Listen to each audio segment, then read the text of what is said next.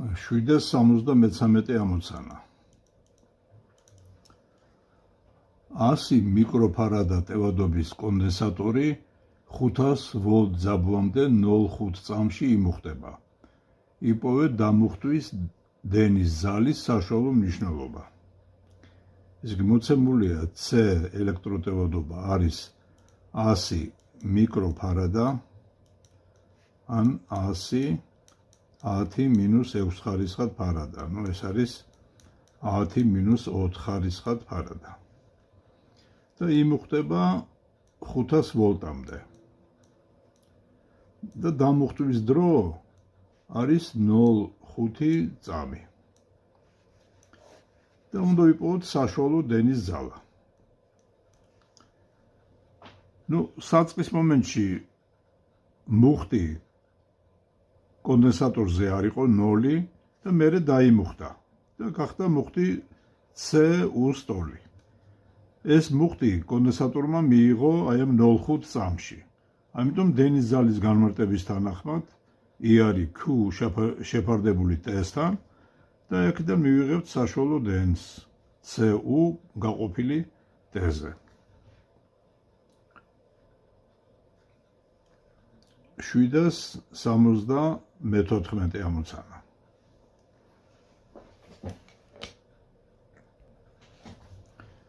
წავიკითხოთ. რამდენი ელექტრონი გადის გამტარის განიკვეთში 1 ნანო წამის განმავლობაში, როცა დენის ზალა 34 მიკროამპერია. ესე იგი დრო არის 1 ნანო წამი, ანუ 10-9 ხარისხად წამი. ხოლო დენის ზალა I არის 32 მიკროამპერი. რამდენი ელექტრონი გადის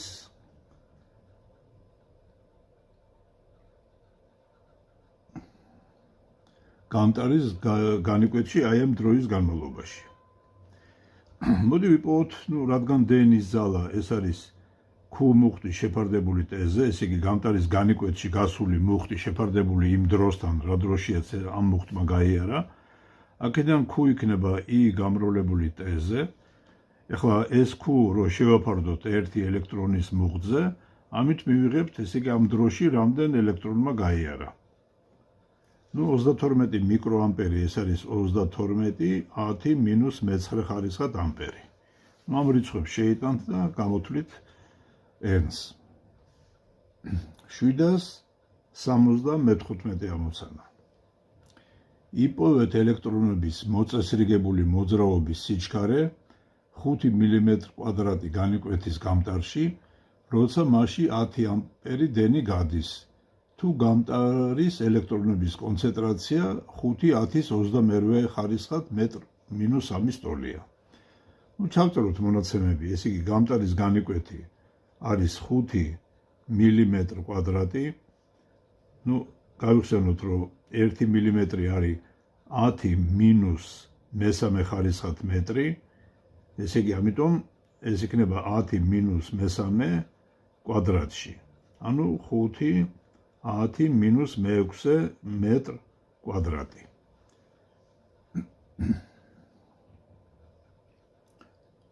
დენის ზალა I არის მონაცემების მიხედვით 10 ამპერი. კონცენტრაცია ელექტრონების არის 5-10-22 ხარისხად მეტr-3 ხარისხად. უნდა ვიპოვოთ ელექტრონების მოწესრიგებული მოძრაობის სიჩქარე. შეგახსენებთ, რომ დენისათვის ჩვენ გვაქვს გამტარებში, როცა გადის დენი, ესეთი ფორმულა NESV. გამტარებში დენის ზალა გამოწვეულია ელექტრონების მოწესრიგებული მოძრაობით, ეს არის ელექტრონის მუხტი, ეს არის მათი მოწესრიგებული მოძრაობის სიჩქარე, S არის განიკვეთის ფართობი და N არის კონცენტრაცია. აი პირდაპირ ამ ერთი ფორმულიდან შეიძლება ამ სიჩქარის პოვნა. ესე იგი V ტოლი იქნება I შეფარდებული NES-ზე. შეიტანეთ რიცხვები და მიიღებთ ყველაფერს.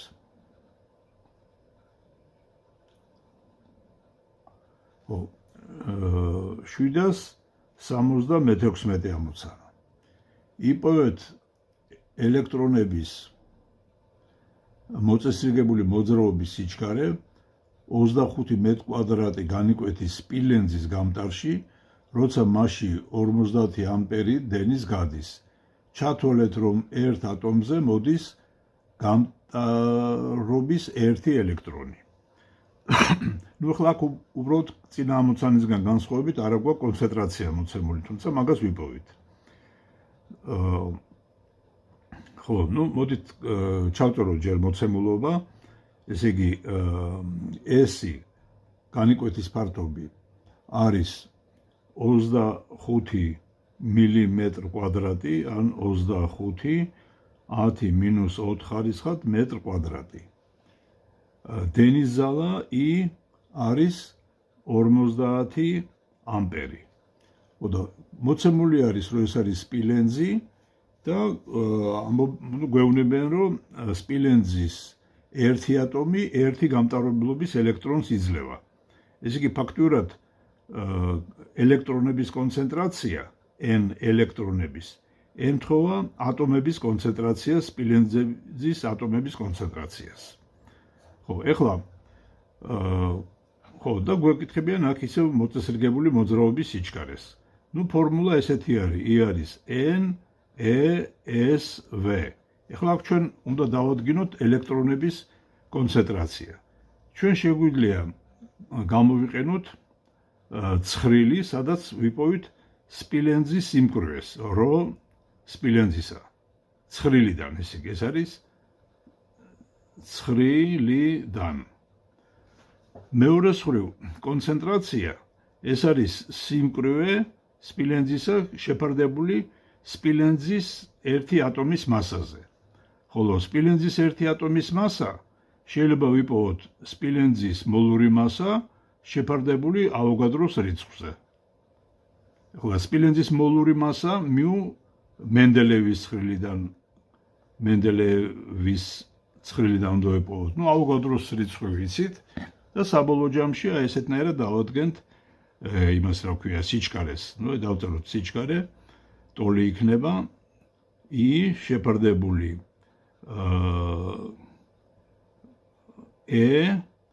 S-ი და N-ის მაგივრად დავწერთ რო სპილენძისა M0-ზე, ესე იგი μ N-აზე. აი ესეთი ფორმულა გვექნება, რომელიდანაც გამოვთვლით მოწესრიგებული მოძრაობის სიჩქარეს. 777 ამოცანა. 84 ომი წინაღობის რეოსტატის ხვია დამზადებულია 1 მმ² განიკვეთის ნიკელინის გამტარისაგან. გამოთვალეთ გამტარის სიგრძე. ესე იგი მოცემულია, რომ წინაღობა არის 84 ომი, ნივთიერება არის ნიკელინი და განიკვეთის ფართობი S-ი არის 1 მმ². ნუ გვეკითხებიან, როგორი არის სიგრძე აი ამ გამტარის. ჩვენ თუ გვაქვს ცილინდრული ფორმის გამტარი, ჩვეულებრივ თქვა მავთულის ცილინდრული ფორმის არის. მაშინ წინაღობისათვის გვაქვს ეგეთი ფორმულა, რო გამრავლებული L-ზე შეფარდებული S-ზე. რო არის ეგრეთ წოდებული კუთრი წინაღობა, ამას მოგიძებნით ახლა ცხრილში და გაჩვენებთ, რომელ ცხრილში არის. S-ი არის განიკვეთის ფართობი და L-ი არის გამტარის სიგრძე. ასე რომ ჩვენ რადგან L-ს გვეკითხებიან, L-ს ადვილად ვიპოვით ესეთნაირად R-ი გამრავლებული S-ზე შეფარდებული როსთან. ეს აი ამ ფორმულით უნდა ვიპოვოთ. ესე იგი, ახლა შეგახედებთ, ესე იგი, რომელ ცხრილში არის, ესე იგი, ეს კუთრი წინაღობა მოცემული და რისი ტოლი არის ნიკელინის შემთხვევაში.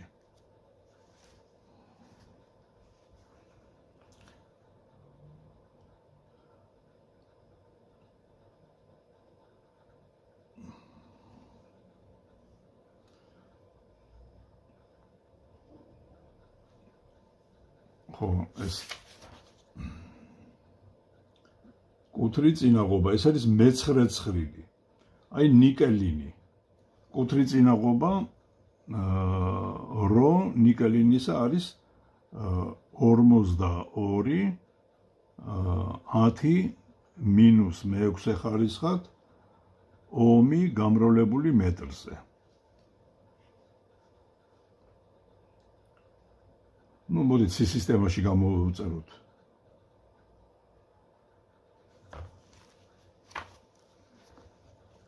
ეს იგი მე-9 ცხრილიდან პოულობთ ამას. 778 ამოცანა. რამდენჯერ შეიცვლება გამტარის წინაღობა იზოლაციის გარეშე, თუ მას შუაზე მოვკეცავთ და დავგრიხავთ. აი წარმოვიდგინოთ, რომ რაღაცა L სიგრძის გამტარი არის, რომელსაც S არის მისი განიკვეთის ფართობი, ეხლა თუ შუაზე გადავკეცეთ და დავგრიხეთ, ხო? ნუ აი ეგეთი რაღაცა გვექნება, ესე იგი. ფაქტურად ეს ნიშნავს, რომ სიგრძე გახდა L ნახევარი, ხოლო განიკვეთის ფართობი გახდა 2 S-ის ტოლი. მოდით ჩავწეროთ ამის წინაღობა. R არის რო L შეფარდებული S-ზე, ხოლო აი ამ გამტარის წინაღობა R1, რა თქმა უნდა, ნივთების ბიზგვარობა გადაღუნვით და გადაგრეხვით არ შეიცვლება, რო L ნახევარი და S-ის მაგივრად 2 S-ი. ასე რომ ეს გამოვა რო L 4 S-ი. ნუ ხო რო შევაფორდოთ R1 R-თან, იქნება რო L 4 S-ი, რო L S-თან, ესენი გაიკვეცება და გამოვა 1/4. ეს იგი წინაღობა 4-ჯერ შემცირდება, ეს იგი R პირველი ტოლი იქნება R მე-4-ის ტოლი. 779 ამოცანა. ნუ აქ რაღაცა ცდა არის ჩასატარებელი, დავანებოთ თავი. 780 ამოცანა. გვაქვს სპილენძის მავთულის გორგალი, რომელიც დაფარულია იზოლაციის თხელი შრით. როგორ განსაზღვროთ